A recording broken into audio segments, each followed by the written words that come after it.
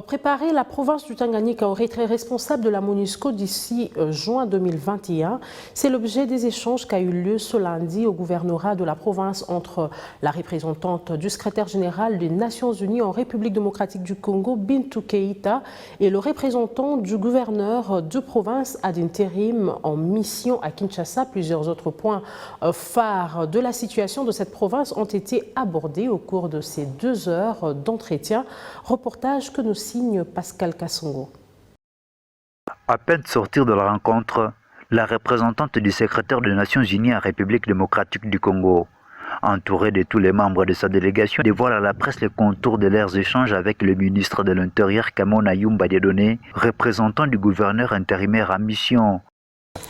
Dans un échange pour collaboration, coopération sur quels sont les éléments qui doivent être en place dans la province de Tanganyika pour que l'année prochaine, au mois de juin, la MONUSCO puisse se retirer de la province de Tanganyika en ayant les agences, fonds et programmes qui continuent d'être présents pour accompagner la province de Tanganyika.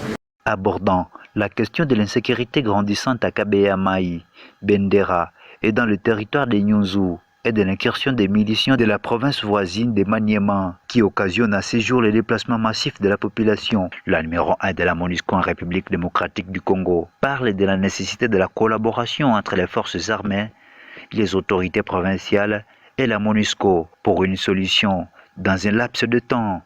Ce qui se passe dans Kabeyamaï, aussi du côté de Bandera, Kongolo et Nyunzu, mais surtout les mouvements, incursions qui se passent et les déplacements de personnes de la population. Là, ce sont des éléments sur lesquels, dans un très court laps de temps, nous devons travailler ensemble. La province du Tanganyika a besoin à ce jour d'une justice fonctionnelle, de la sécurité, du respect des droits de l'homme, et la MONUSCO est disposée pour renforcer tous ces secteurs. Celle-ci pliera ses bagages de cette province une fois ces conditions sont réunies. J'insiste encore une fois. N'allez pas dire, Mme Keïta a dit que la MONUSCO est en train de partir de la province de Tanganyika. La MONUSCO partira de la province de Tanganyika dans toutes les conditions que nous avons discutées, sécurité, justice, droits de l'homme, etc., seront au rendez-vous. Rappelons que le retrait de la MONUSCO dans cette partie du pays est prévu en juin 2022.